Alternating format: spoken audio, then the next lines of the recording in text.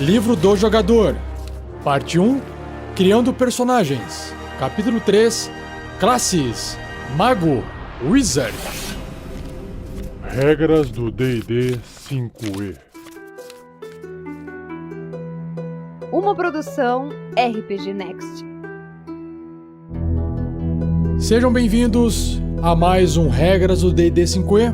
Eu sou o Rafael47 e nesse episódio irei apresentar para vocês o que o livro do jogador do RPG Dungeons & Dragons 5ª edição diz sobre a classe Mago, ou para quem não sabe inglês, Wizard, que não é só a escola de inglês.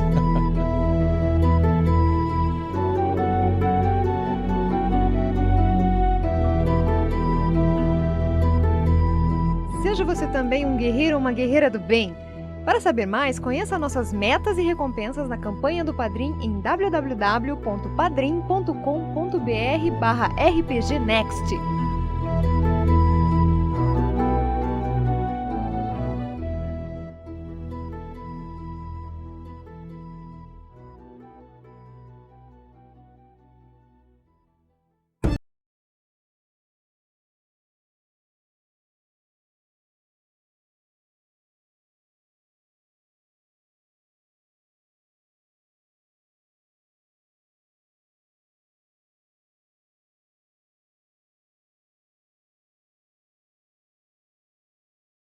Completa sua magia e lança uma pequena centelha de fogo em direção dos inimigos, explodindo em chamas um incêndio que engolfa os soldados.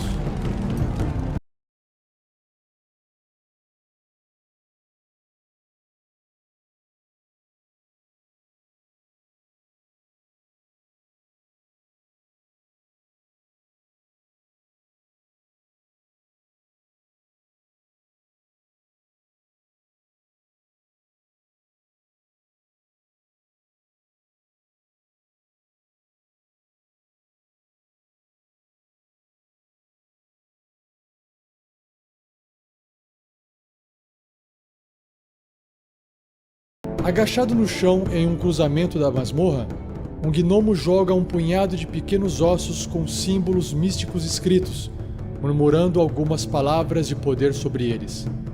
Ele fecha os olhos para receber as visões mais claramente, acena com a cabeça lentamente e então abre.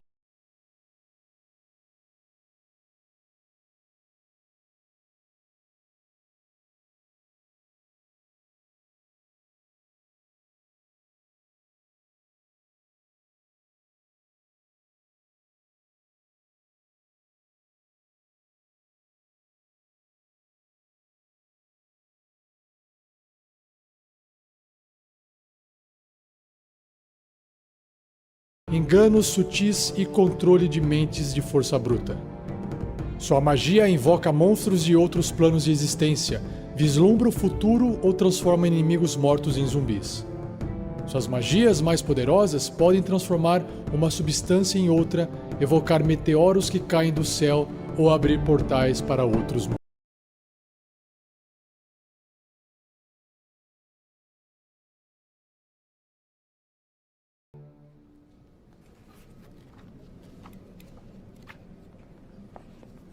Continuando então no livro do jogador, na descrição da última classe do livro, o Wizard, Mago, se você abrir a página então 112, você vai visualizar uma bela ilustração, assim como todas as outras classes, e essa aqui não é diferente.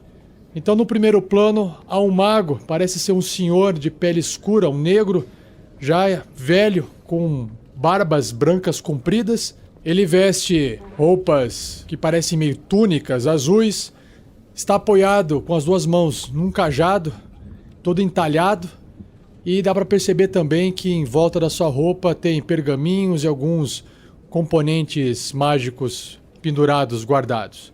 E ao fundo, o que parece ser uma grande biblioteca cheia de estantes de livros, espalhados com mais de um andar, o que dá um contraste com a presença do mago no primeiro plano.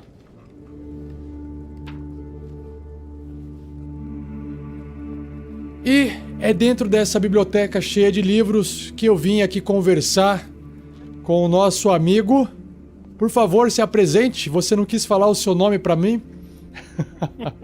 Eu sou Crotaron, o Mago Supremo. Pelo menos em breve eu vou ser. Crotaron? Que nome legal, Crotaron. Gostei do seu nome. Obrigado, senhor de gravatinha borboleta. Vejo que você vem de outros planos. Estou visitando. Que bom. Então, Crotaron, me diz, ou diz para os nossos ouvintes, o que um mago, né, um wizard, ou uma maga, né, pode ser uma mulher também, tem a relação deles em relação ao estudo do arcanismo. Conta pra gente.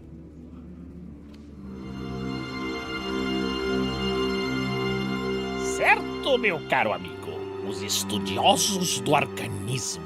Ele é selvagem, enigmático, variado nas formas e funções. O poder da magia atrai estudiosos que buscam dominar seus mistérios. Alguns aspiram ser como deuses, moldando a realidade à sua vontade. Embora conjurar uma magia básica requeira meramente a pronúncia de algumas palavras estranhas, alguns gestos fugazes, e às vezes um punhado ou um grupo de materiais exóticos.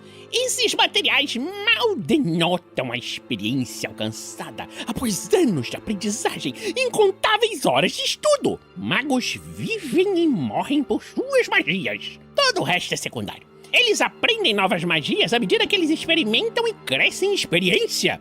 Também pode aprender magias com outros magos, de tomos antigos ou escrituras, ou de criaturas anciãs como as fadas, que são muito bonitas, ou que são criaturas imersas em magia. Você entendeu, meu filho? Entendi.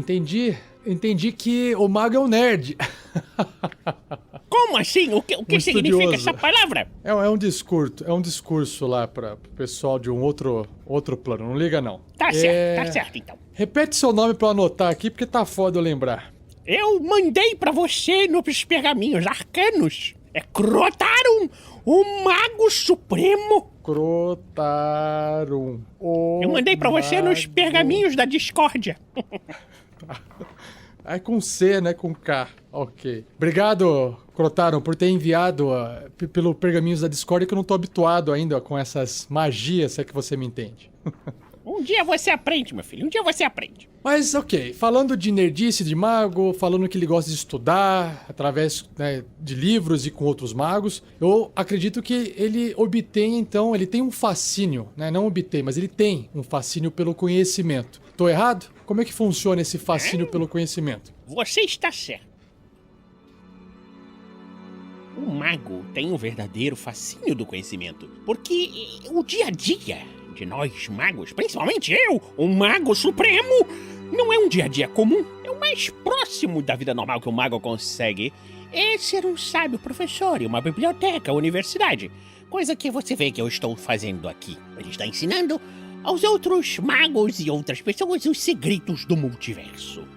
Outros magos às vezes vendem seus serviços como videntes, trabalham com forças militares, ou então buscam uma vida de crimes e dominação. Esses são alguns magos que estão meio desviados do caminho do conhecimento. Mas o fascínio do conhecimento e poder atrai até mesmo os magos mais reservados para longe da segurança de seus laboratórios e bibliotecas, e os envia para ruínas de cidades perdidas. A maioria deles acredita que os magos de civilizações antigas conheciam segredos que se perdiam pelas eras. Descobrir esses segredos pode abrir caminhos para um poder maior do que qualquer magia conhecida na presente época. Imagine só você encontrar os segredos perdidos ancestrais. Que legal, Crotaron. Imagino que você tenha vivido bastante para contar bastante história sobre isso, não? Sim, eu, como você pode ver, já andei muitos anos, mas os meus anos de vida são muito mais do que a minha aparência denota. Afinal de contas, eu sou, ou pretendo ser em breve, o Mago Supremo! E é justamente, Crotaron, é esse tipo de informação que eu acho que é importante agora você compartilhar com a gente, com os nossos ouvintes, que é o seguinte: quando a gente vai criar um personagem mago, é importante que o jogador ele faça algumas perguntas, né? Ele se pergunte, pensando sempre no seu personagem. Então, você poderia pegar todo esse seu conhecimento antigo, passado, que você adquiriu ao longo da sua vida e formular algumas perguntas para o nosso ouvinte jogador, para ele poder perguntar e criar esse personagem mago? Vou fazer uma coisa melhor ainda. Vou dar um guia, uma espécie de caminho das pedras para aqueles que quiserem criar o seu mago.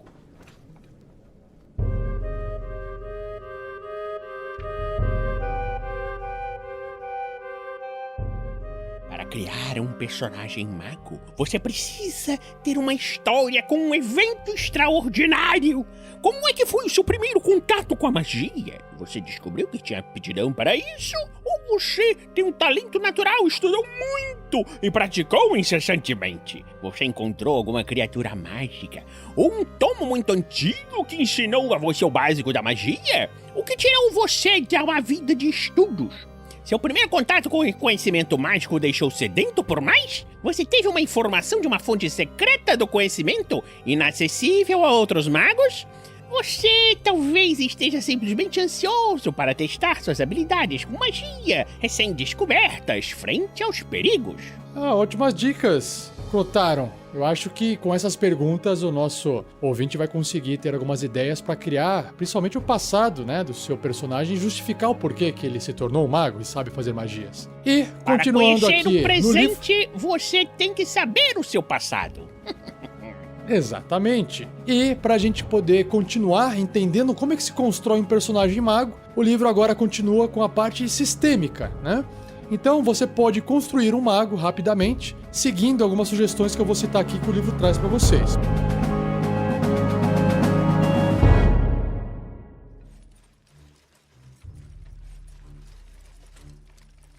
Primeiramente, coloque o valor de atributo ou habilidade mais alto em inteligência, claro.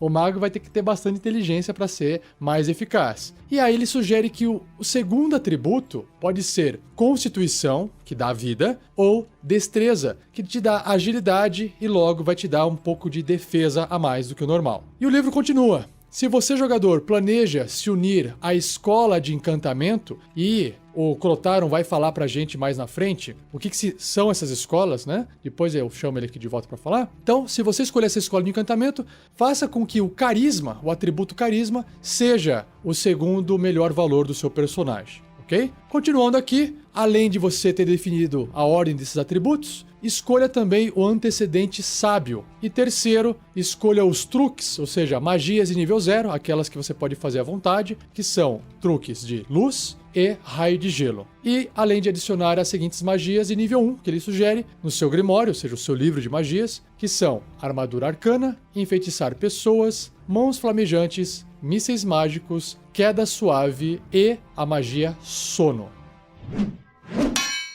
Indo agora para a parte de características de classe. Como um mago, ele vai adquirir então as seguintes características, como por exemplo, pontos de vida, que é um dado de 6. Um dado de 6 faces por nível de mago. Então o mago, assim como os outros conjuradores de magia, eles têm os menores dados de vida no jogo. E cada vez que o seu personagem subir de nível, ele vai pegar o valor desse dado, vai rolar esse dado e vai somar o seu modificador de constituição. Lembrando que, no primeiro nível, você não rola os dados, você pega o valor máximo do dado de 6 faces. Então já vai começar com 6 de vida, mais o modificador de constituição, que pode ser positivo, negativo ou pode ser nulo, 0, ok? Sobre as proficiências de um mago em armaduras, adivinhe, nenhuma. O mago ele não treina o suficiente para poder conseguir se beneficiar das defesas de uma armadura. Já sobre as armas, os magos sabem manusear, têm proficiência em algumas armas, como por exemplo adagas, dardos, fundas, bordões, bestas leves e por aí termina. E ferramentas, nenhuma ferramenta específica aqui no sistema do jogo. Sobre os testes de resistência, nós temos 2. Inteligência, claro, e sabedoria, né? As duas principais mentais. E perícias ou habilidades, como eu gosto de falar, você vai poder escolher para o seu personagem 2 entre arcanismo ou arcana, história, intuição, investigação, medicina e religião. Na parte de equipamento, o seu mago irá começar com o seguinte. Vamos lá, são as opções. A, um bordão ou B, uma adaga. Como vocês podem ver, o Clotharon talvez tenha escolhido a parte A, pois ele está segurando um bordão nas mãos. Continuando, uma bolsa de componentes, que é uma bolsinha cheia de coisinhas lá dentro para poder fazer magia, ou um foco arcano. A, um pacote de estudioso, que é aquele kit, uma mochilinha, que vem vários itens para seu personagem começar a aventura, que também é conhecido como Scholar's Pack, ou B, um pacote de explorador, que é o Explorer's Pack. E por fim, um grimório, um livro de magias, onde o mago vai poder anotar as suas magias que tem, que sabe, e as magias que ele poderá aprender. Entrando na parte das regras sobre conjuração, ou seja, como é que um mago faz magia, como um estudante de magia arcana, o seu personagem, ele possui um livro, como eu já falei, chamado de Grimório, ou em inglês Spellbook, né, um livro de magias, que revela os primeiros vislumbres do verdadeiro poder do seu personagem. Claro que agora a gente não vai esmiuçar tudo sobre o que significa magia, porque lá no capítulo 10 eu vou lançar novos episódios falando sobre as regras gerais de magia, e no capítulo 11 também a gente vai descrever melhor como é que funciona, qual é o efeito de cada magia. Então eu não vou explicar agora nesse episódio. Continuando, sobre os truques de um mago, ou seja, magias de nível 0, a partir do primeiro nível de personagem, o seu mago vai conhecer 3 truques à escolha da lista de mago. Então você vai lá na lista de mago de magia, lá no capítulo do livro 11, né, 10 e 11, você vai ver quais as magias que tem, e aí você vai escolher a magia, os truques para o seu mago. E outra coisa que é importante é que aqui no livro existe uma tabela, e essa tabela mostra quantos truques o seu mago sabe fazer, porque ele começa aprendendo 3, quando ele atinge o 4º nível de personagem, ele aprende um novo truque, quando ele atinge o 10º nível, o 5º truque, e aí ele não consegue aprender novos truques até acabar a carreira dele no nível 20. Agora falando um pouquinho mais sobre o Grimório, o seu livro de magias. No primeiro nível, o seu personagem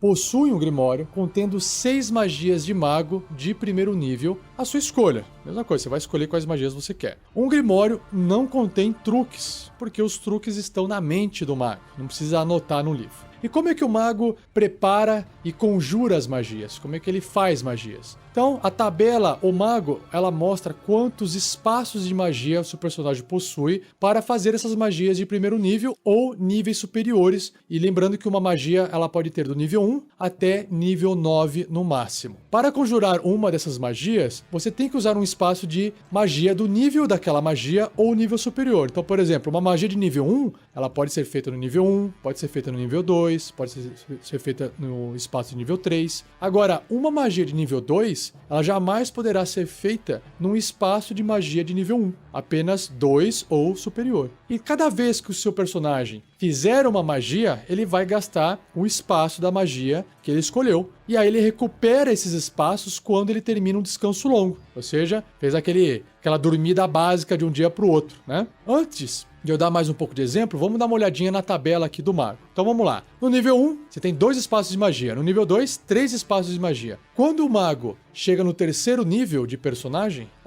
ele agora sabe fazer magias de nível 2. E aí conforme ele vai evoluindo, vai avançando, ele vai aprendendo a fazer magias mais e mais poderosas. Então no 5º nível, ele sabe fazer magias de 3º nível. No 7º nível, magias de 4º nível. No 9º nível, ele consegue fazer magias de 5º nível. No 11º nível, magias de 6º nível. No 13º nível de personagem, magias de 7º nível. No 15º nível de personagem, magias de 8º nível. E no 17º nível de personagem, ele consegue fazer as magias mais poderosas, que é a magia de 9º nível. Claro que ele não vai conseguir fazer um monte dessas magias no dia, né? Porque cansa muito o personagem. Então, continuando, como é que funciona? O seu personagem, imagina, né? Ele tá com o livro lá. Ele prepara, então, uma lista de magias de mago que estão disponíveis para serem conjuradas. E aí, para fazer isso, ele vai escolher o número de magias de mago do Grimório igual ao modificador de inteligência. Então, por exemplo, o seu mago tem 14 de inteligência, então ele vai ter mais 2 de bônus, né? Mais 2 de modificador. Mais o nível do mago no mínimo 1. Então, se o seu personagem está no nível 1 e ele tem inteligência 14, então o modificador é mais 2, no nível 1 é 1, 2 com 1 dá 3. Então, o seu mago com uma inteligência 14 no primeiro nível de personagem, ele consegue preparar 3 magias. Ficou claro? Então, essa magia, ela precisa ser do mesmo nível que o espaço disponível que o seu personagem tem para conjurar. Então, nesse caso, no primeiro nível, ele vai poder preparar 3 magias de primeiro nível. Tem um outro exemplo aqui que o livro dá. Se você é um mago de terceiro nível, um mago mais avançado, você possui 4 espaços de magia de primeiro nível e 2 espaços de magia de segundo nível, igual eu falei ali na tabela agora há pouco. Como a inteligência é 16, ou seja, mais alta, vai ter um bônus de mais 3 nessa inteligência. A lista do seu personagem de magias preparadas, ela vai poder incluir 6 magias, porque é 3 do bônus e 3 do nível do seu personagem. E aí, essas magias podem ser de primeiro nível e de segundo nível que ele estiver dentro do livro de magias. Ok? Em qualquer combinação. Se o seu personagem preparar a magia, por exemplo, de nível 1, chamada Mísseis Mágicos, que é uma magia bem famosa, ele poderá conjurá-la utilizando um espaço de magia de primeiro nível ou de segundo nível. Que nesse caso, se ele fizer essa magia no nível 2, ela vai ficar mais forte. Ela vai ter mais mísseis mágicos, vai causar mais dano. Lembrando que, quando o seu mago conjurar a magia, ele fizer a magia, isso não remove o poder ou efeito da lista de magias preparadas. Só gasta os espaços de magia. É como se ele estivesse ficando cansado de fazer tantas magias. Por fim, nessa parte de preparo e conjuração de magias, o seu personagem ele poderá mudar essa lista de magias preparadas quando ele terminar um descanso longo. Ou seja, ele deu aquela dormidona, aquele descansão de um dia para o outro, 8 horas descansando, ele pode rearranjar as magias preparadas. Então, preparar uma nova lista de magias de mago requer que ele gaste um tempo estudando o livro, estudando o Grimório e memorizando as palavras e gestos para efetivamente conjurar a magia. Ao menos 1 minuto por nível de magia para cada magia que o seu mago quiser preparar da lista. Então, por exemplo, preparar a magia Mísseis Mágicos demora 1 minuto, porque ela é uma magia de nível 1, ok? Esse é só um exemplo. Continuando aqui, antes de eu começar a explicar para vocês sobre a habilidade que o mago usa para conjurar as magias, eu sei que o Crotaro tá aqui me olhando com uma cara que tá querendo falar alguma coisa e explicar mais sobre o Grimório. Tem mais coisas que eu acabei não falando. Crotaro, pode falar pra gente aí, o que tem mais o Grimório, por favor? Finalmente, meu filho, o Grimório de um mago. É o item mais importante que nós possuímos. As magias que você pode adicionar em seu Grimório à medida que sobe de nível refletem suas próprias pesquisas arcanas, conduzidas à sua maneira, bem como as suas descobertas sobre a natureza do próprio multiverso. Você pode encontrar outras magias durante as suas aventuras, como um feitiço escrito em um pergaminho que estava num baú de algum mago maligno, por exemplo, ou então em um tomo empoeirado em uma biblioteca antiga. Copiar uma magia para um Grimório é uma coisa que o mago precisa sempre se lembrar de fazer. Quando você encontrar uma magia de mago de primeiro nível ou superior, você pode adicioná-la ao seu Grimório, desde que seja de um nível que você possua espaços de magia, além de dispor do tempo para decifrá-la e copiá-la. A magia copiada deve ser de um nível de magia que um mago possa preparar. Copiar uma magia para o seu Grimório envolve reproduzir suas formas básicas. Então, você precisa decifrar a notação singular utilizada pelo mago que a escreveu. Você deve praticar a magia até entender os sons e os gestos exigidos. Então, transcrevê-la em seu Grimório com sua própria notação. Para cada nível de magia ser copiada, gasta-se 2 horas e 50 peças de ouro.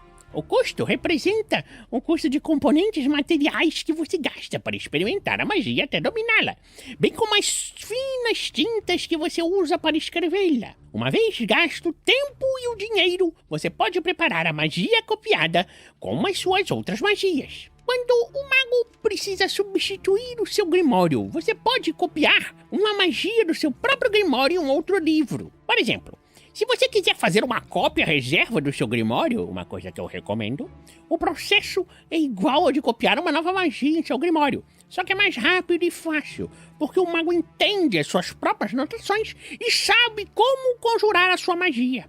você precisa gastar somente 1 hora e 10 peças de ouro para cada nível de magia copiado. Se perder o seu Grimório, meu filho, você pode usar o mesmo procedimento para transcrever suas magias preparadas em um novo Grimório. Preencher o restante do Grimório exigirá que você encontre novas magias, como normalmente se faz. Por essa razão, muitos magos mantêm seus Grimórios reservas em lugares bem seguros.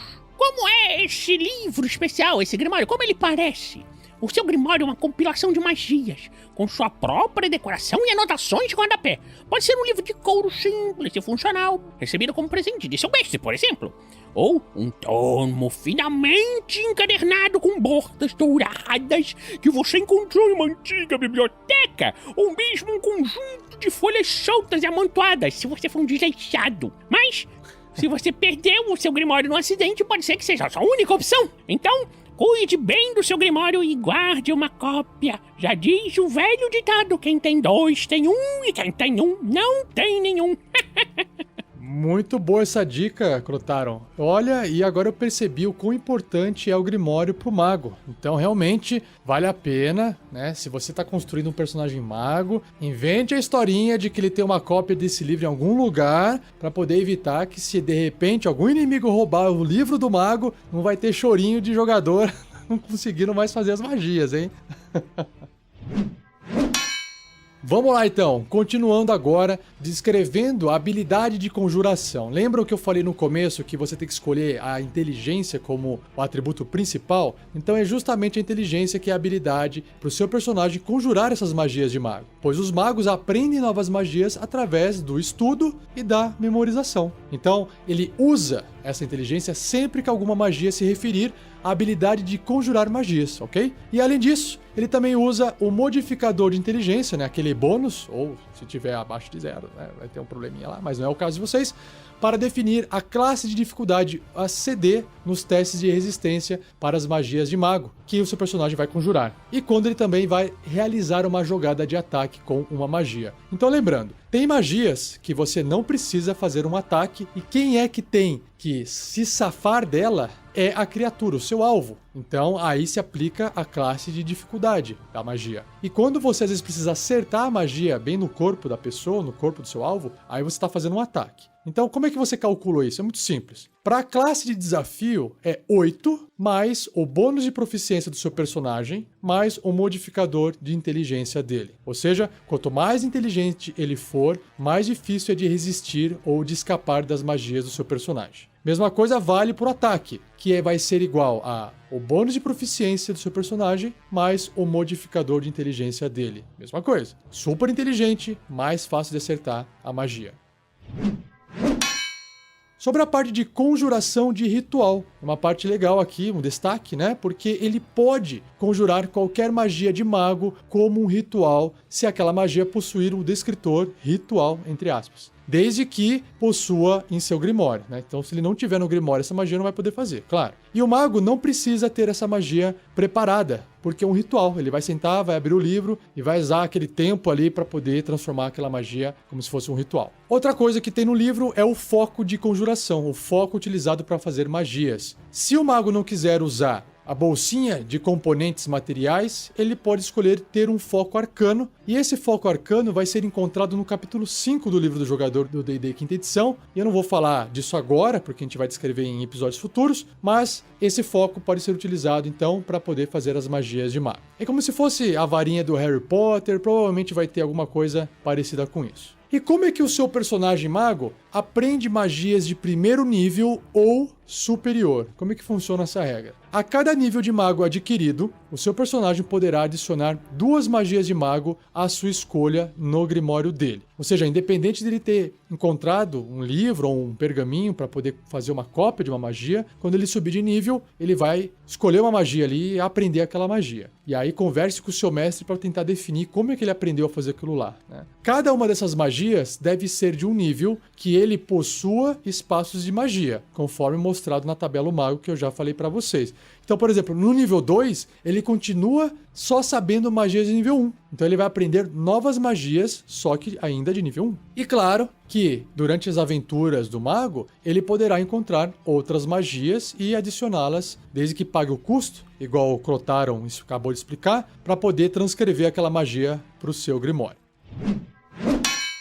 Quais outras habilidades o seu personagem mago tem, ainda no nível 1? Olha só que legal. Recuperação arcana. Ou seja, o seu personagem aprendeu como recuperar um pouco da energia mágica estudando o Grimório dele. Uma vez por dia, quando ele terminar um descanso curto, aquele descanso rapidinho de 1 hora ali, só para tirar o pó assim da roupa depois de um combate, o seu personagem poderá escolher espaços de magia gastos para recuperá-los. Os espaços gastos a serem recuperados podem ser de qualquer combinação de níveis de magia, desde que sejam iguais ou inferiores à metade do nível do seu personagem de mago arredondado para cima, e nenhum deles seja de 6º nível superior. Então, por exemplo, se o seu personagem é um mago de 4º nível, ele pode recuperar até 2 espaços de magia, ou seja, metade do nível, certo? Que foram gastos. O seu personagem pode recuperar o espaço de magia, por exemplo, de 2º nível, se você quiser, e um outro espaço de 1º nível. Porque no 4º nível você tem tantos magias de 2º nível quanto de 1º nível, ok?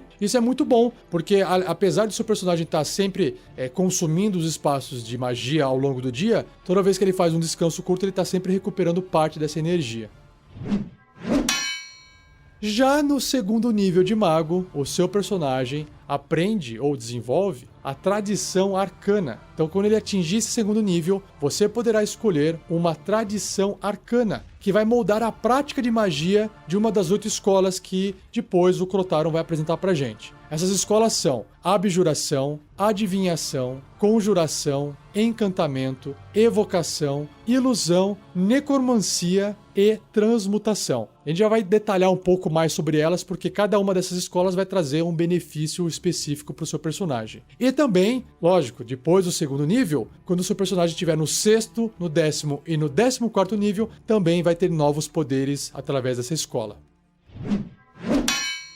Quando o seu personagem chegar no 4º nível, ele vai ter um incremento no valor de atributo ou habilidade, como está escrito no livro, como todos os outros personagens de qualquer classe. Todo mundo chegou no 4º nível, tem um incremento no valor dos seus atributos. E novamente no 8º, no 12º, no 16º e no 19º nível. O que representa esse incremento no valor de habilidade? Basicamente você vai escolher um atributo entre força, constituição, destreza, inteligência, sabedoria, carisma e vai falar assim, bom, escolhi inteligência, vou colocar mais 2 pontos em inteligência. Agora, se você quiser escolher 2 atributos, por exemplo, inteligência e constituição, você pode colocar 1 ponto em cada. E aí cabe a você escolher, gastar 2 pontos em uma ou 1 ponto em 2. Como padrão, o livro deixa claro que você não pode elevar um valor de habilidade ou atributo do seu personagem acima de 20 com essa característica, beleza?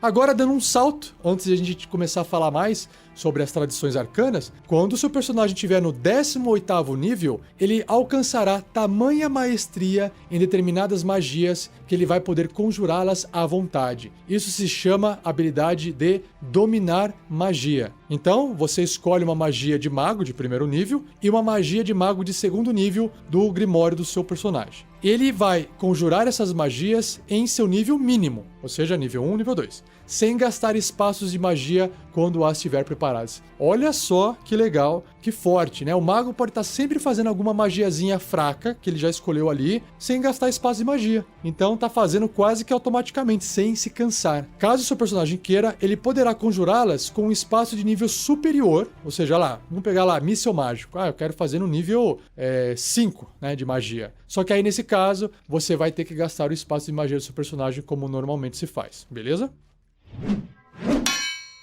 E quando o seu personagem mago atingir o 20º nível, o último nível da classe, ele tem uma assinatura mágica, ou seja, ele adquire o domínio completo de 2 poderosas magias e poderá conjurá-las sem muito esforço. Ou seja, é mais ou menos igual dominar magia, só que mais forte. Então o que você faz? Escolha 2 magias de mago de 3º nível em seu grimório com uma assinatura mágica. Então ele vai ter sempre essas magias preparadas e elas não contam como magias preparadas na lista de magia. Além dele poder conjurar cada uma dessas magias escolhidas uma vez ao dia com magias de 3º nível. Olha que fantástico, é muito mais forte, né? Sem gastar nenhum espaço de magia. Quando seu personagem fizer isso, ele não poderá fazê-lo de novo, né? Usar essa habilidade novamente antes de terminar um descanso curto ou um descanso longo. Se o seu personagem quiser conjurar essas magias com espaços de níveis superiores, a magia gastará espaços de magia como normalmente se faz. Então ficou bem claro aqui, né? Só pode usar as magias se estiver naquele nível que o livro descreve. E agora, finalmente a gente chegou nas tradições arcanas. E eu acho que melhor do que eu, né, vou deixar aqui pro Crotaro explicar um pouquinho mais o que são tradições arcanas. Crotaro, por favor. Obrigado, Rafael. Vamos falar das tradições arcanas.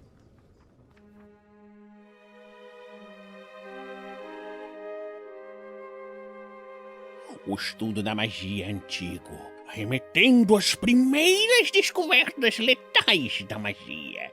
Está firmemente estabelecido nos mundos de Dungeons and Dragons, com várias tradições dedicadas ao seu complexo estudo. As tradições arcanas mais comuns no multiverso envolvem as escolas de magia.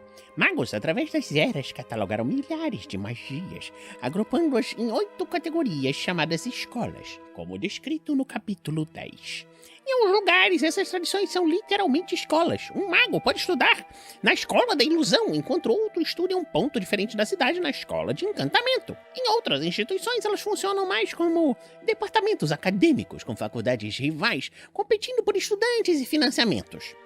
Mesmo os magos, que treinam aprendizes na solidão de suas próprias torres, utilizam essa divisão da magia em escolas como um instrumento pedagógico, já que as magias de cada escola requerem um domínio de técnicas diferentes. Então, vamos falar sobre as escolas. A escola de abjuração. A escola de abjuração enfatiza magias que bloqueiam, expulsam ou protegem. Detratores dessa escola dizem que sua tradição trata de contradição, negação, ao invés de asserções positivas. Você compreende, no entanto, que terminar efeitos nocivos, proteger os fracos e banir influências malignas é tudo menos um vazio filosófico. É uma vocação de orgulho e respeito. Chamados de abjuradores, membros dessa escola são procurados quando espíritos sinistros precisam ser exorcizados, quando locais importantes devem ser guardados contra espionagem mágica e quando portais para outros planos de existência precisam ser selados. Que legal, Crotaro. Então, basicamente, a escola de abjuração tem a ver com defesa, né? Se fosse para resumir numa palavra, né? Defesa. Vai proteção. Pronto.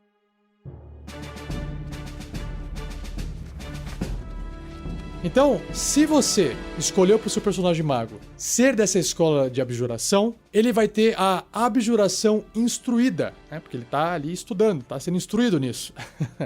Então, no segundo nível, quando você escolher essa escola para o seu personagem, o ouro e o tempo que ele precisa gastar para copiar uma magia da escola de abjuração no Grimório é reduzido pela metade. Então, já tem um descontão ali para poder copiar magias de abjuração no livro de magias, no Grimório.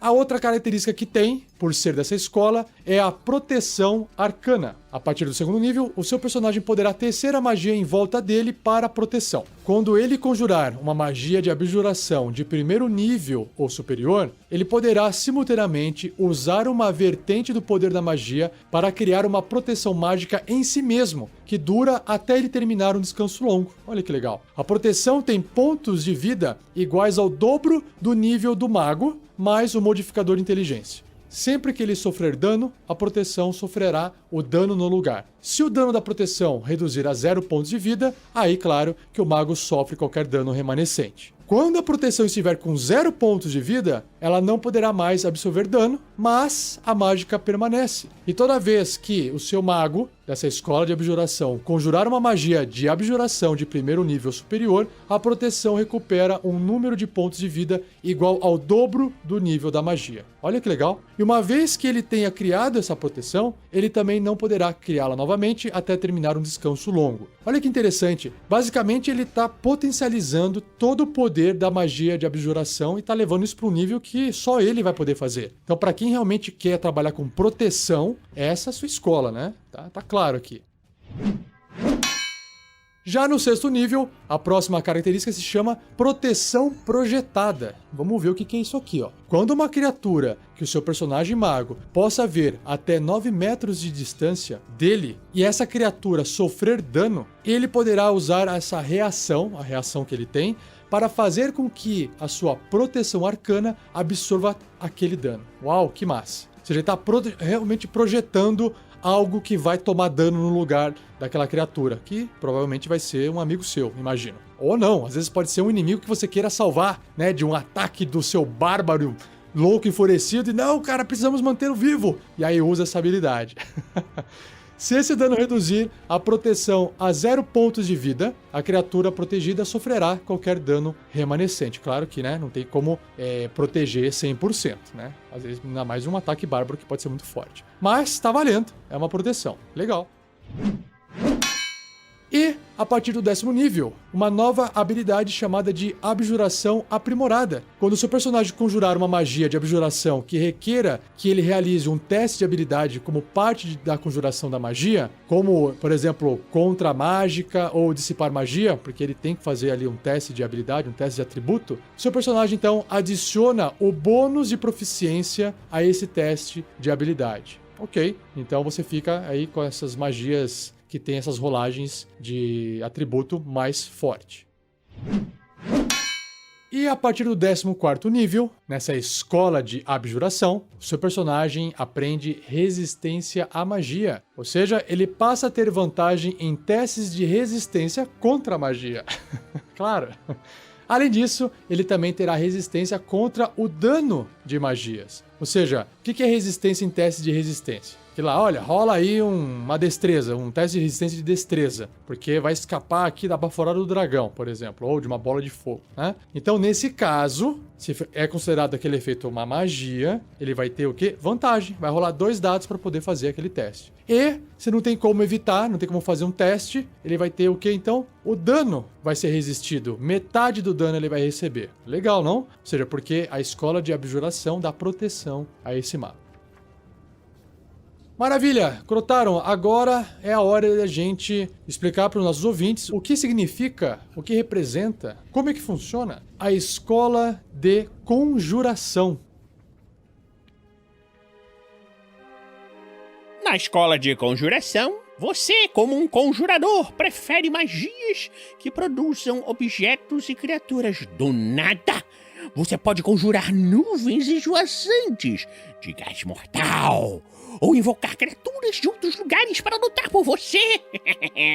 À medida que seu domínio cresce, você aprende magias de teletransporte e pode se teletransportar por várias distâncias, até mesmo para outros planos de existência em um único instante.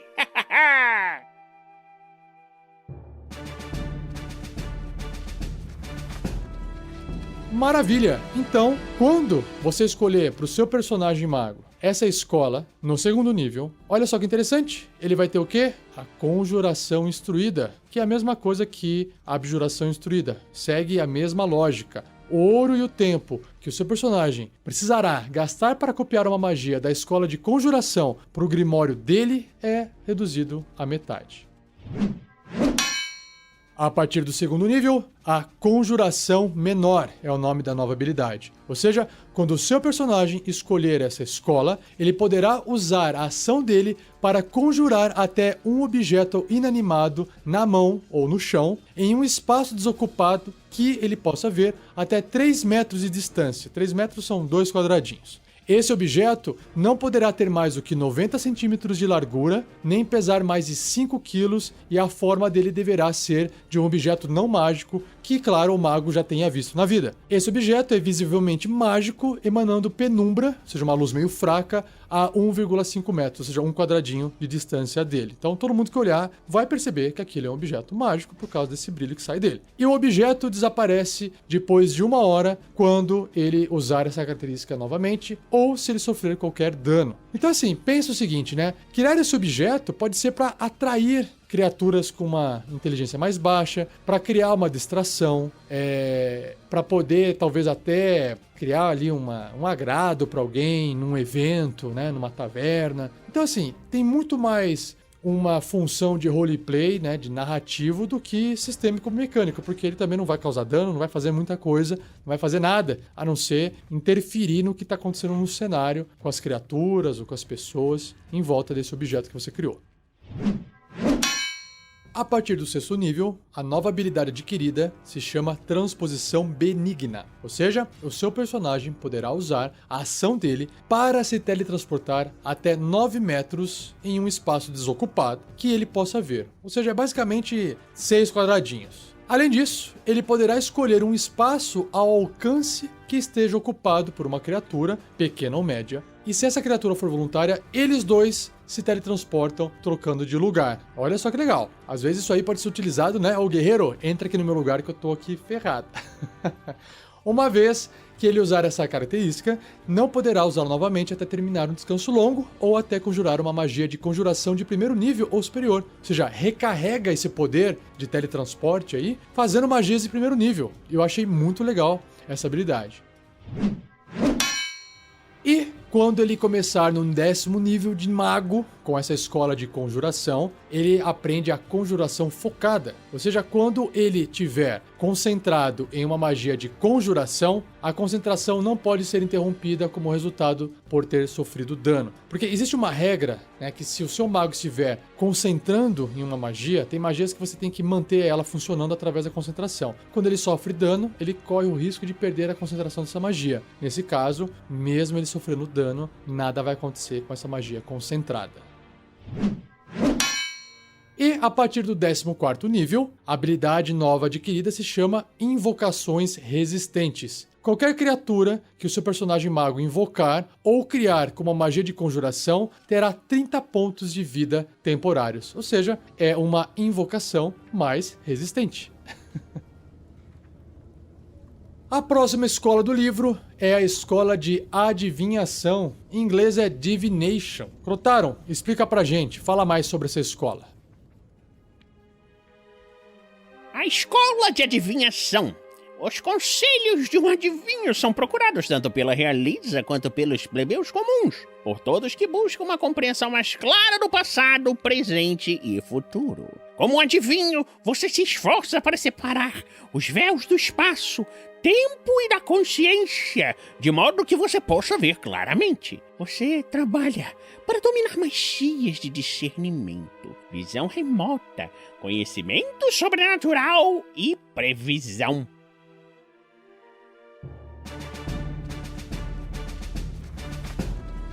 Maravilha! Então, quando você escolher para o seu personagem no 2º nível essa escola, claro que ele vai ter aquela habilidade de adivinhação instruída, assim como as outras escolas. Então, repetindo, o ouro e o tempo que o seu personagem precisará gastar para copiar uma magia da escola de adivinhação no grimório dele é reduzido à metade.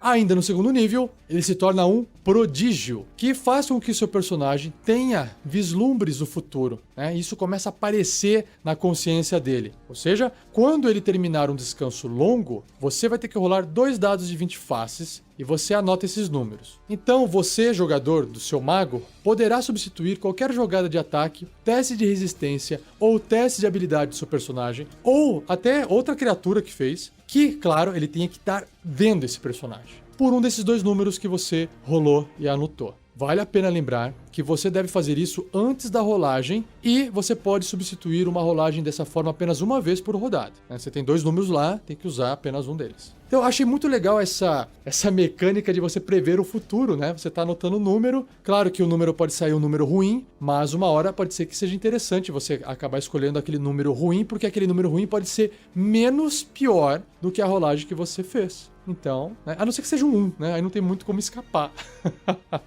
Ou a não ser que você queira usar esse 1 para poder causar alguma confusão também em algum momento. Cada rolagem dessas de premonição pode ser usada apenas uma vez. E quando o seu personagem terminar um descanso longo, ele perderá qualquer rolagem de premonição que não tenha sido usada.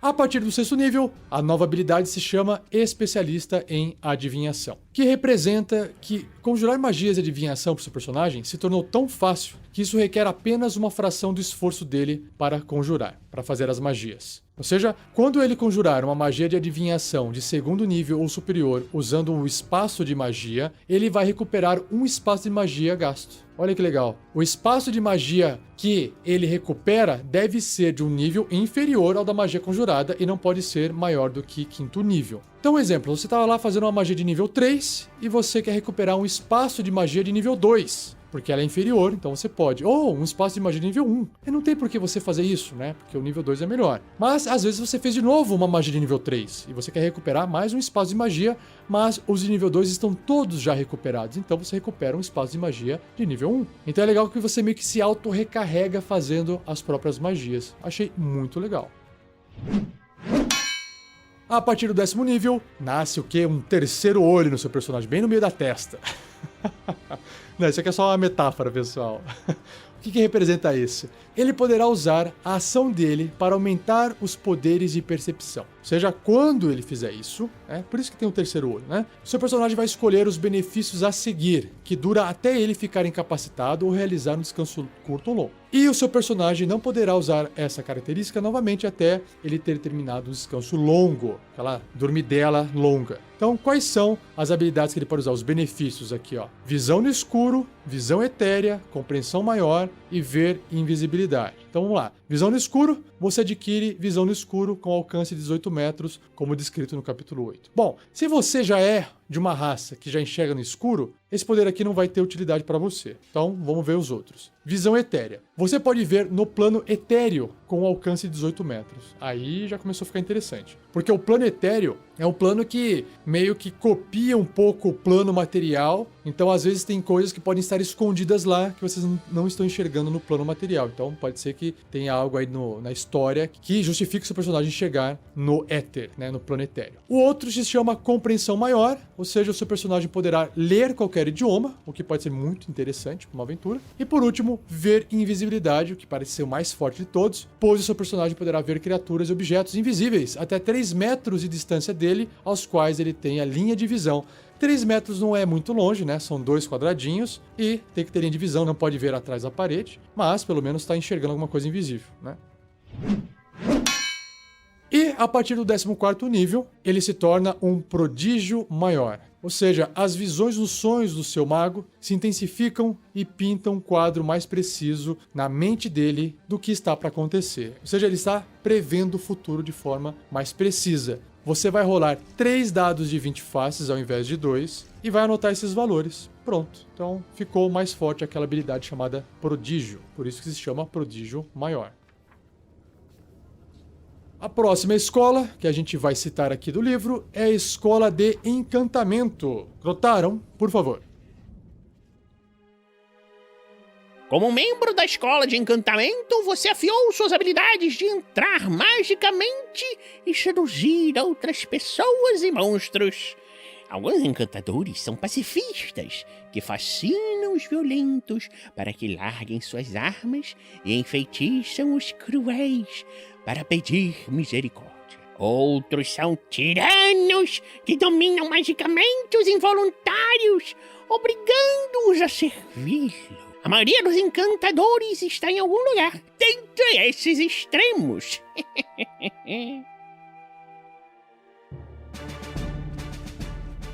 E, como é comum em todas as escolas, ele vai ter instrução em alguma coisa, nesse caso, encantamento. Então, a partir do segundo nível, o seu personagem vai gastar menos ouro e menos tempo se ele quiser copiar uma magia da escola de encantamento no livro de magias no Grimório dele.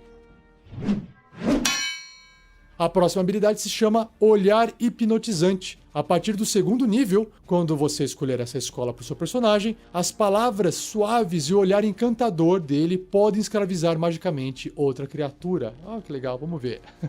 Ou seja, como uma ação, seu personagem vai escolher uma criatura que ele pode ver até 1,5 metro de distância, ou seja, um quadradinho, tá do lado ali, né? Se esse alvo puder ouvir e ver o seu personagem, ele deverá ser bem sucedido num teste de resistência de sabedoria contra uma dificuldade, uma CD, igual às magias do seu personagem de mago. Ou essa criatura ficará enfeitiçada pelo seu personagem até o final do próximo turno. Você tá realmente dando uma cantada, fazendo algo mágico, piscando o olho, falando uma palavra suave ali que está encantando aquela criatura. O deslocamento dessa criatura enfeitiçada, ela cai para 0 e a criatura estará incapacitada e visivelmente aturdida.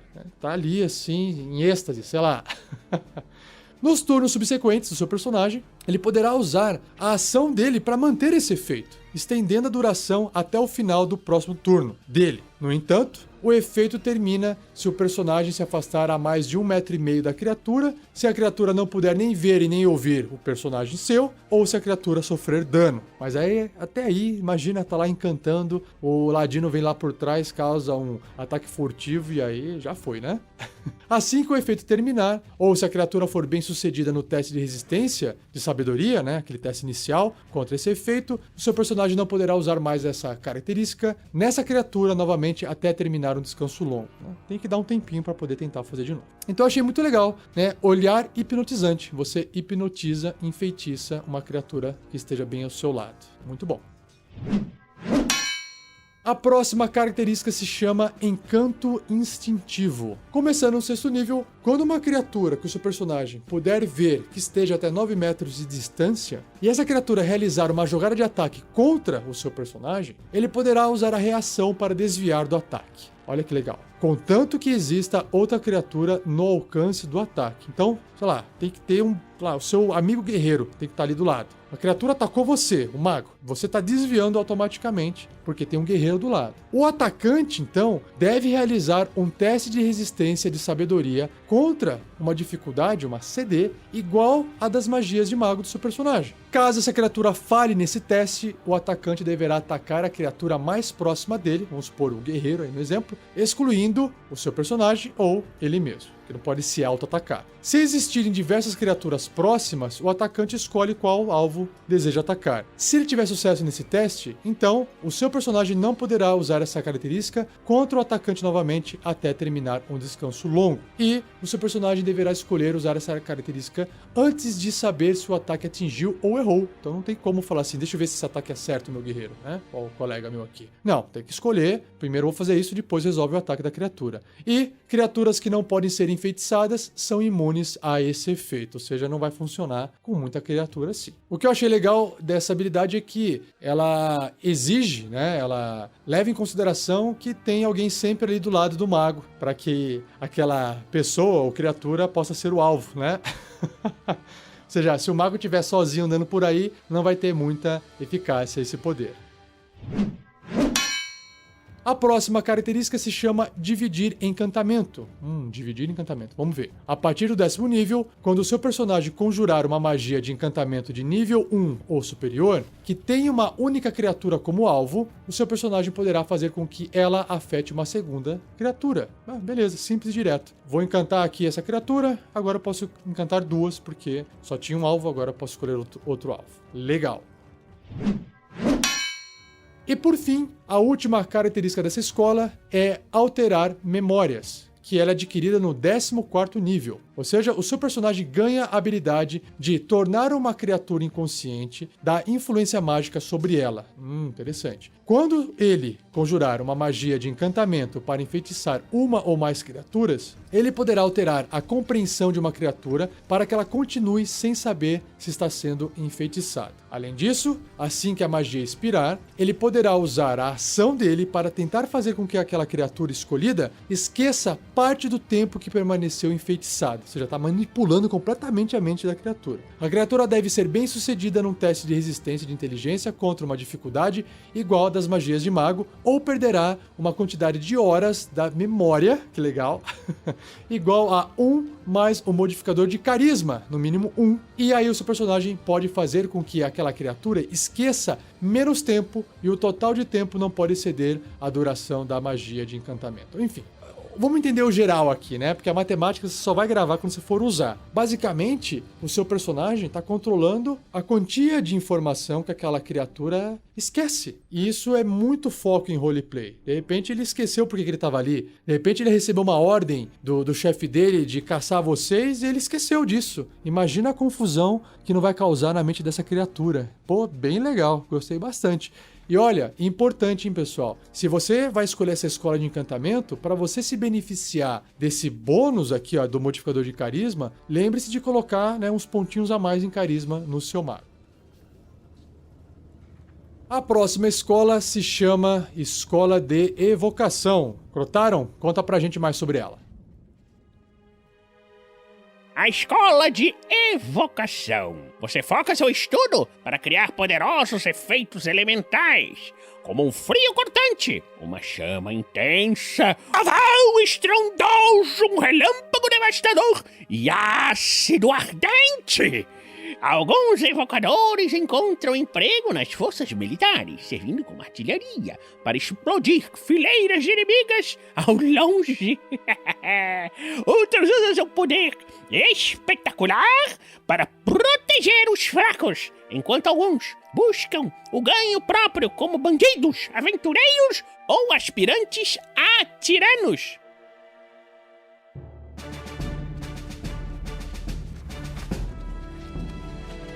Maravilha! Então, como todas as outras escolas, a evocação instruída vai fazer com que o seu personagem no nível 2 gaste menos ouro e menos tempo para poder copiar uma magia da escola de evocação no seu grimório.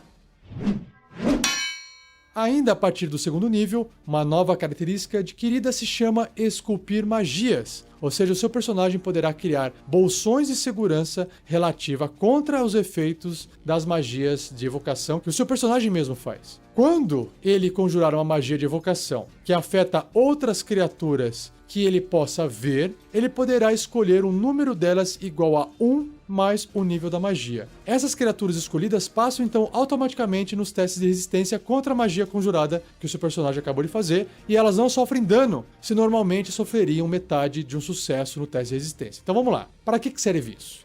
Evocação são as magias basicamente de causar dano, né? Bola de fogo, relâmpago e por aí vai, né? Míssil mágico. E aí o que acontece? Você está fazendo uma bola de fogo lá no meio de um monte de criatura e é justamente esculpir essa bola de fogo num formato, abrir buracos para que essa magia não cause dano nos seus colegas. Então é justamente isso que está descrevendo essa característica. Isso é muito eficaz, muito bom. Achei bem legal. Truque potente é a próxima característica adquirida a partir do 6º nível de mago. Ou seja, os truques, aquelas magias de nível 0 do seu personagem, que causam dano, afetam até mesmo criaturas que evitariam a força daquele efeito. Quando uma criatura passar em um teste de resistência desses truques que você vai realizar, ela ainda vai sofrer metade do dano, se existir, mas não sofre nenhum efeito adicional. Porque os truques são magias fraquinhas e quando exige um teste de resistência, não causa dano nenhum, mesmo que a criatura passe, né? Magias como bola de fogo, por exemplo, se você passar num teste de resistência de destreza, mesmo assim você vai levar metade do dano. Então, nesse caso, o truque potente transforma os truques numa magia um pouco mais forte, apenas para quando o inimigo, as criaturas, não conseguem passar nesses testes de resistência, porque eles vão ainda levar a metade do dano, beleza? A partir do 10º nível, a evocação potencializada é a nova característica do seu mago. Ou seja, ele poderá adicionar o modificador de inteligência dele no resultado das jogadas de dano de qualquer magia de evocação de mago que ele conjurar. O bônus de dano se aplica a uma rolagem de dano da magia, não a múltiplas rolagens. Então, se você fizer uma magia que exige várias rolagens de dano, esse bônus se aplica apenas a uma rolagem, ok? Não a múltiplas rolagens. Mas, de qualquer forma, é um dano a mais, e esse dano a mais pode fazer toda a diferença.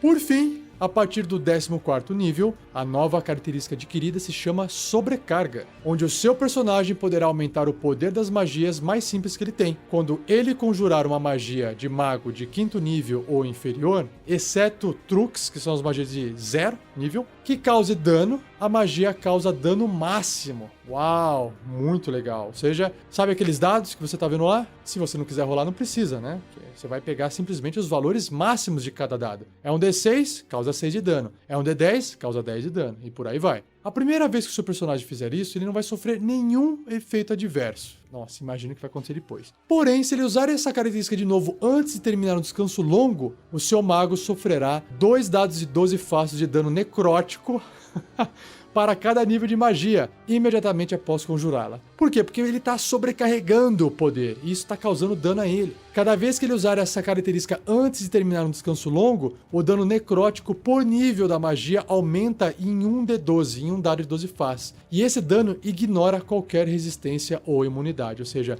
é bem de dentro para fora, não tem como evitar esse dano, de nenhuma forma. O que é legal disso é que às vezes o seu personagem, né, estão lutando ali, quer derrotar aquele inimigo, ele vai se sacrificar, vai realmente se sobrecarregar para poder causar dano máximo na magia que ele está fazendo, mesmo que ele, sei lá, caia ali morrendo com esse dano que ele vai sofrer. Eu acho muito legal esse tipo de efeito, porque pode criar até um plot narrativo interessante.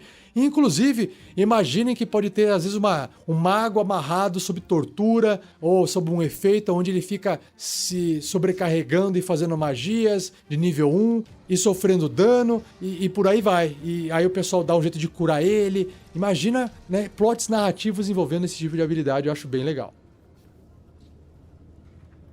A próxima escola se chama Escola de Ilusão. Crotaro, manda bala. A Escola de Ilusão. Você focou seus estudos de magia, que ofuscam os sentidos, confundem a mente e enganam até mesmo os povos mais sábios. Sua mágica é sutil, mas as ilusões criadas pela sua mente afiada fazem o impossível parecer real. Alguns ilusionistas, incluindo muitos magos gnomos, são vigaristas benignos que usam suas magias para entreter. Outros são mestres mais sinistros da enganação, usando suas ilusões para apavorar e iludir os outros para ganhos pessoais.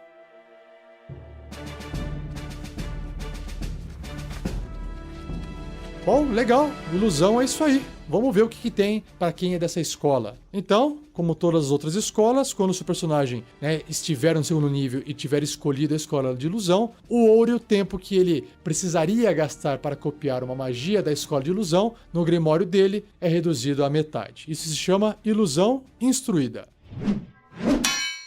Ainda a partir do segundo nível, a ilusão menor aprimorada entra. Ou seja, quando o seu personagem escolher essa escola, ele aprende o truque ilusão menor. Se ele já conhecer esse truque, então ele aprende um truque de mago diferente, é a escolha que você quiser. O truque não conta no número de truques que o seu personagem conhece. Claro, é importante para não poder ficar competindo com o número de truques que ele já conhece. E quando o seu mago for conjurar ilusão menor, ele poderá criar tanto um som quanto uma imagem com uma única conjuração da magia. Então essa magia ilusão menor ela fica mais potente. Beleza, então para quem gosta de ficar fazendo essas ilusões é bem interessante, também dá bastante plot narrativo e pode servir para muitas coisas, não? A partir do sexto nível, ilusões moldáveis. Olha que legal. Quando o seu personagem conjurar uma magia de ilusão que tenha duração de 1 minuto ou maior, ele poderá usar a sua ação para mudar a natureza da ilusão. Por exemplo, usando os parâmetros normais da magia para ilusão, considerando que ele pode ver essa ilusão. Porque cada ilusão tem os seus parâmetros, sei lá, tamanho, talvez cor, talvez se é translúcido ou não, se flutua, se move, enfim. Então, essas ilusões se tornam mais moldáveis e ele vai poder alterar uma dessas características dela. Começando no 10º nível, a nova característica adquirida se chama Eu Ilusório. Ou seja, o seu personagem mago poderá criar uma duplicada ilusória dele mesmo em um instante, como uma reação instintiva ao perigo. Puf, apareceu uma duplicada. Quando uma criatura realizar uma jogada de ataque contra o seu personagem, ele poderá usar a reação dele para interpor essa duplicata ilusória entre o atacante e o seu personagem. O ataque erra, ele automaticamente, claro, e então a ilusão se dissipa porque provavelmente a ilusão é o que foi atacada. Uma vez que o seu personagem usar essa característica, ele não poderá usá-la novamente até terminar um descanso longo. Então assim, é interessante porque com uma reação basicamente você está fazendo com que o seu inimigo erre o ataque em você, beleza? E, a partir do 14º nível, a característica adquirida se chama Realidade Ilusória. Ou seja, o seu mago aprendeu o segredo de como tecer magia sombria em suas ilusões para torná-las semi-reais. Uau! Quando ele conjurar uma magia de ilusão de primeiro nível ou superior, ele poderá escolher um objeto inanimado e não mágico, que é parte da ilusão, e tornar esse objeto real. Que legal! Ele então poderá fazer isso no turno dele, com uma ação bônus, enquanto a magia estiver em efeito. Então fez a magia com a ação, usa a ação bônus, já transforma um pedaço daquela ilusão numa coisa real. E complementando, o objeto permanece real por 1 minuto. Por exemplo, seu personagem pode criar uma ilusão de uma ponte sobre um abismo e depois torná-la real tempo suficiente para que seus aliados a atravessem. Que legal. Tá aí uma boa. É porque é uma ilusão e uma ilusão você não tem como interagir com ela, ela só parece uma ponte. E aí você transforma isso em real e o pessoal pode realmente passar pela ponte durante 1 minuto. Ou até esperar os inimigos virem e o tempo desse 1 minuto acabar. E aí a ponte cai. Fantástico. Legal, gostei. O objeto não pode causar dano ou qualquer tipo de ferimento direto a alguém. Nesse caso da ponte seria indireto. A ponte desapareceu. Tchau, tchau, inimigos. Curtam aí a queda. Vamos agora então para Escola da Necromancia. A Escola da Necromancia! A necromancia explora as forças cósmicas da vida, morte e morte-vida. À medida que você foca seus estudos nessa tradição, você aprende a manipular a energia que anima todas as coisas vivas. Enquanto progride, você aprende a retirar força vital de uma criatura, enquanto sua magia destrói o seu corpo, transformando a energia vital em poder mágico que você pode manipular. A maioria das pessoas vê necromantes como ameaças, ou até mesmo como vilões, devido à sua associação íntima com a morte. Nem todos os necromantes são malignos, mas as forças que eles manipulam são consideradas tabu por diversas sociedades.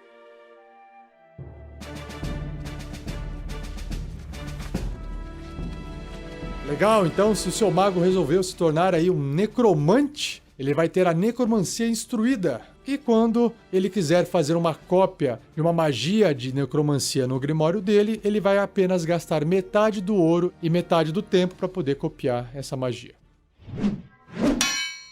Ainda no segundo nível, Colheita Sinistra. Tá parecendo o filme do Stephen King, né? Livro do Stephen King, Colheita Maldita. Ou seja, o seu personagem ganha a habilidade de ceifar a energia vital das criaturas que ele mata com as magias que ele faz.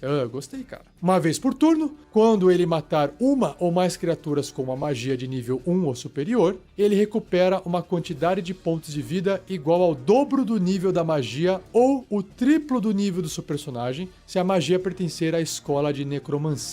Uau, que legal. Ele não poderá receber esse benefício por matar constructos ou mortos-vivos, porque não tem vida, né? Então, seu personagem está fazendo uma magia e está, ao mesmo tempo, sugando a energia vital dessas criaturas que ele acabou de matar com as magias. Pô, gostei bastante. Legal. Dá um ar sombrio pro seu mago. A próxima característica se chama Escravos Mortos-Vivos. Pô, tô gostando desse nome aqui. No sexto nível, ele vai adicionar a magia Animar Mortos ao Grimório, se ele ainda não possuir essa magia no livro. Quando ele conjurar essa magia Animar Mortos, ele poderá escolher um corpo ou pilha de ossos adicional, criando outro zumbi ou esqueleto como apropriado. Que legal. Toda vez, então, que ele criar um morto-vivo através de uma magia de necromancia, ela terá os seguintes benefícios adicionais. Vamos lá, são 2. Ó. O primeiro é, o máximo de pontos de vida da criatura aumenta numa quantidade igual ao nível do mago. Legal, fica mais forte. E 2, a criatura adiciona o bônus de proficiência nas jogadas de dano. O mago tem lá X pontos de bônus de proficiência, isso vai pro dano da criatura. Então a criatura tem mais vida e causa mais dano. Muito bom. A partir do 10º nível, a característica adquirida se chama Acostumado à Morte-Vida. Morte-Vida é tipo uma coisa junto com a outra. É o Undeath.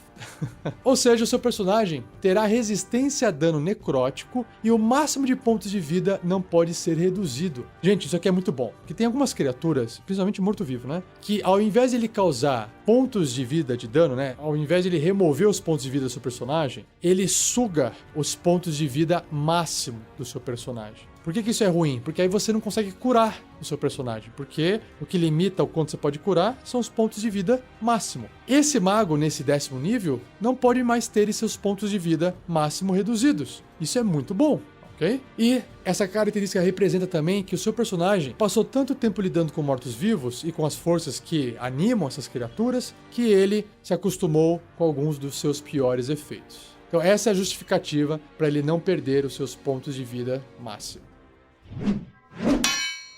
E por fim, a partir do 14º nível, uma característica chamada Comandar Mortos-Vivos. Massa! Ou seja, ele poderá usar a magia para trazer mortos-vivos ao controle. Até os criados por outros magos, olha que legal. Então, com uma ação, o seu personagem poderá escolher um morto-vivo que ele possa ver até 18 metros de distância, ou seja, 12 quadradinhos. Essa criatura, morta-viva, deve realizar um teste de resistência de carisma com uma dificuldade igual às magias de mago do seu mago. Se essa criatura for bem sucedida, então ele não poderá mais usar essa característica nela novamente, né? Não funciona mais. Se ela falhar nesse teste de resistência, se a criatura falhar, então ela se torna amistosa ao mago e ela vai obedecer os comandos do mago até ele usar essa característica novamente. Uau, curti já. Mortos-vivos inteligentes são difíceis de controlar dessa forma, ok? Se o alvo tiver inteligência 8 ou superior, ele terá vantagem nesse teste de resistência. Se ele fracassar no teste de resistência e tiver inteligência 12 ou superior, ele poderá repetir o teste de resistência ao final de cada hora até que obtenha sucesso e se liberte. Ou seja, quanto mais inteligente for essa criatura, mais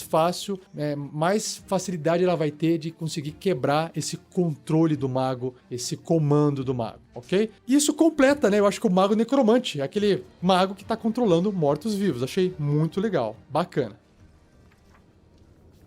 E por fim, a última escola do livro é a escola de transmutação. Grotaro, explica pra gente mais um pouquinho. A escola da transmutação! Você é um estudante das magias que modificam energia e matéria. Para você, o mundo não é uma coisa fixa, mas sim eminentemente mutável. E você se deleita em ser um agente da mudança.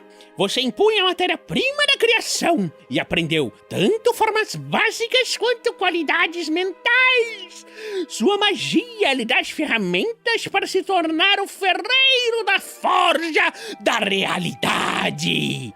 Alguns transmutadores são vigaristas ou brincalhões, transformando pessoas em sapos e transformando cobre em prata por diversão e lucro ocasional. Outros perseguem seus estudos mágicos com uma seriedade mórbida, buscando o poder dos deuses de criar e destruir mundos inteiros.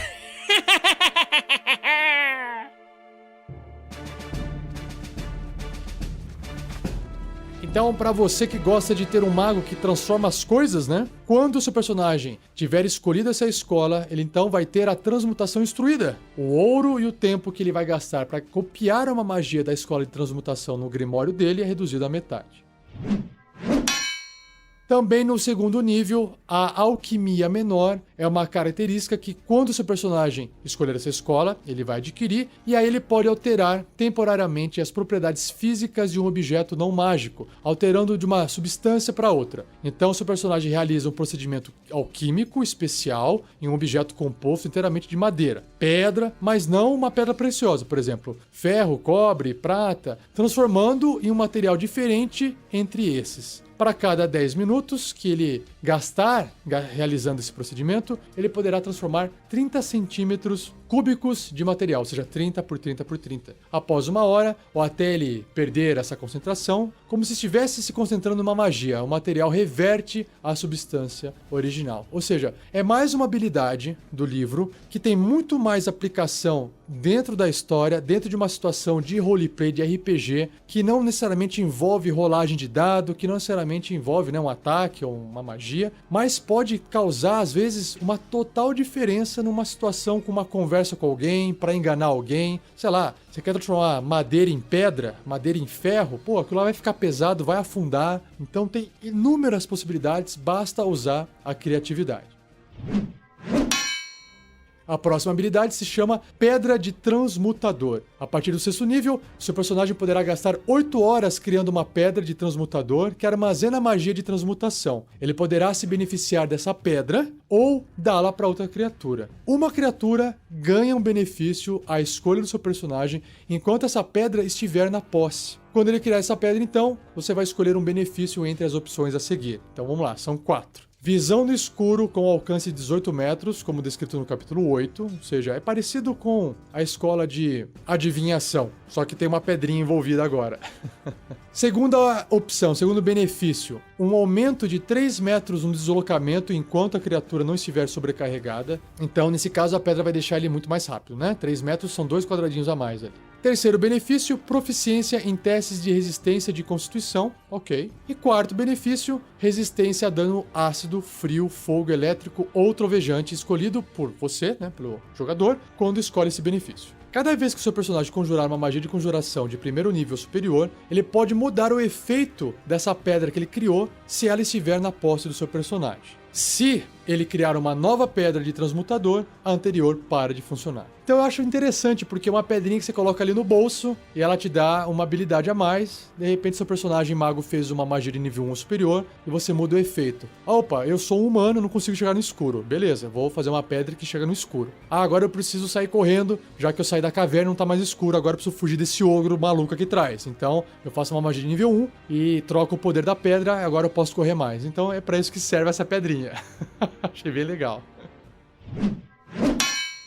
Uma outra habilidade é a Metamorfo, que no 10º nível, o seu personagem vai adicionar a magia Metamorfose ao grimório dele, se ainda ele não tiver essa magia lá no livro. Ele então poderá conjurar essa Metamorfose sem gastar um espaço de magia, claro. E quando ele fizer isso, ele só pode escolher a si mesmo como alvo e se transforma em uma besta com um nível de desafio 1 ou menor. Só para lembrar, nível de desafio está marcado dentro das criaturas, né? No livro do monstro e no final do livro do jogador também vai ter algumas criaturas e até no livro do mestre tem algumas criaturas. Ah, só para ter uma noção, o nível de desafio 1, por exemplo, pode ser um lobo atroz, igual o Eravon lá nas aventuras da Mina Perdida de Phandelver, no Tarrasque na Bota, se transformava. Quando o seu personagem então conjurar metamorfose dessa forma, ele não poderá fazê-la novamente até terminar um descanso curto, olha só, curto ou longo, apesar de ainda poder conjurá-la normalmente usando espaços de magia disponíveis. Claro, para ele não ficar se transformando toda hora.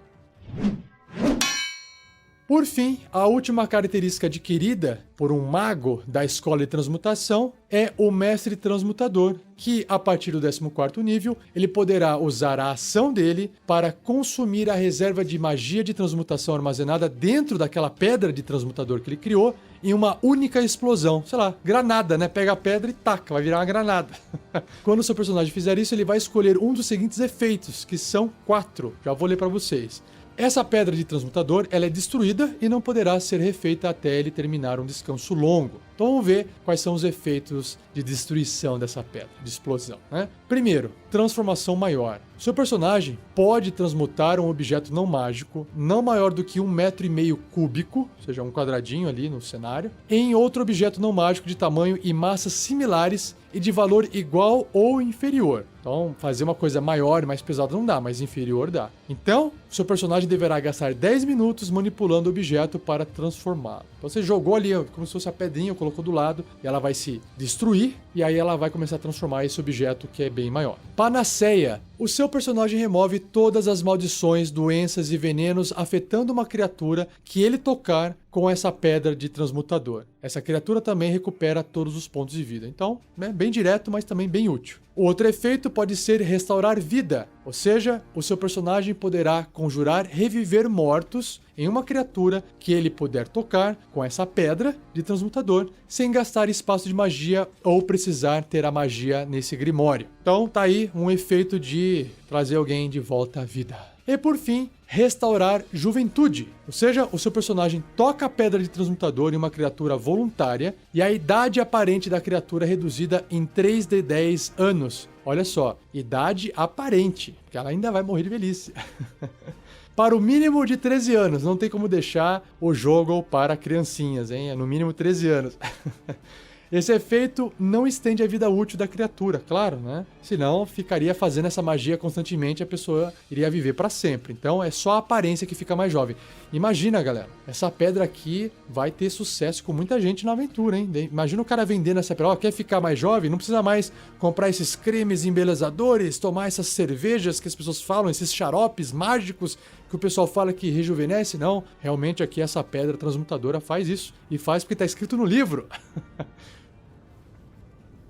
Bom, então é isso. Essa foi a classe O Mago, ou a Maga. Espero que vocês tenham gostado muito desse podcast de hoje. E, claro, estou aqui também agradecendo ao Crotaron, o futuro Mago Supremo, assim espero. Crotaron, muito obrigado pela sua participação. Acredito que os nossos ouvintes ficaram extremamente satisfeitos com a sua informação, com a sua participação aqui nesse podcast. E a gente se vê na próxima. Muito obrigado, Rafael! Você, como mestre de jogo, daria um excelente mago. Em breve, eu terei o poder de um deus e serei o Mago Supremo. Me aguarde, eu voltarei!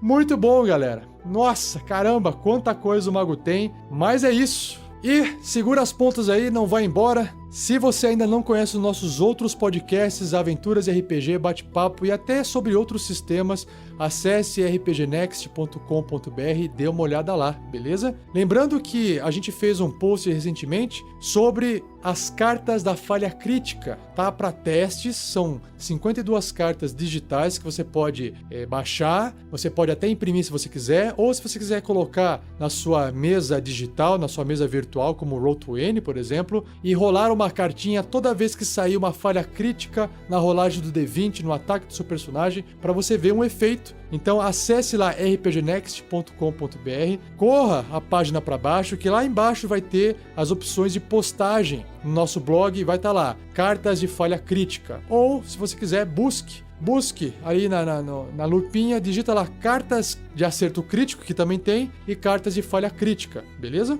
Teste e dê o feedback pra gente, que depois a gente faz o lançamento oficial dessas cartas ajustadas. Se você quer também nos ajudar e não sabe como, lembre-se que a gente tem uma campanha no Padrim, uma campanha de financiamento coletivo recorrente. Você pode doar pelo menos R$1 por mês para ajudar no nosso projeto e fazer parte dessa família de produtores de conteúdos que a gente está tentando se tornar. E, claro, você vai ter o nosso eterno agradecimento. Agora, se você está gostando da leitura desse livro, você quiser comprar o livro do D&D Quinta Edição, claro que em inglês, que é a única versão que tem, acesse o nosso link de afiliado no site, que lá o livro vai sair pelo mesmo preço, só que a gente vai ganhar uns trocados para ajudar no projeto. E, se você quiser continuar a discussão sobre o mago, entre no post desse episódio, deixe seus comentários lá, que a gente pode trocar uma ideia. Não se esqueça de visitar nossas redes sociais no Facebook, Twitter, Instagram, YouTube. E claro, não perca o próximo episódio do Regras do D&D 5e, onde eu vou mudar finalmente de capítulo, indo para o capítulo 4,